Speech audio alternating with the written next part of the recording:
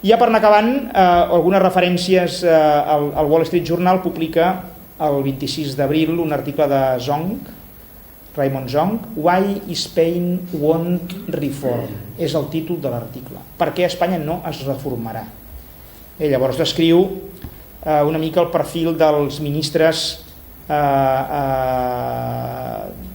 dels governs espanyols, dels últims governs espanyols, no només de l'actual sinó dels anteriors, i diu hi ha un perfil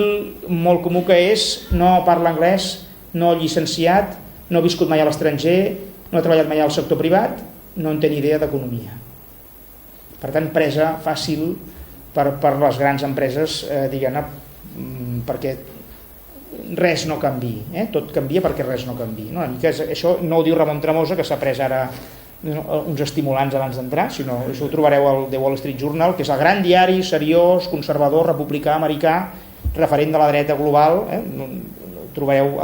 surt en obert al Google. Per exemple, també el senyor Zong publica el 30 de desembre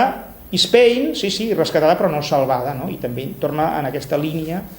de grans nissagues de funcionaris espanyols que des del segle XIX, de pares a fills, hi hagi monarquia, república, hi hagi dretes o esquerres, hi hagi dictadura o democràcia, sempre hi ha els cognoms aquells il·lustres que van passant i que monopolitzen el poder, i això que se'n diu ara elites extractives,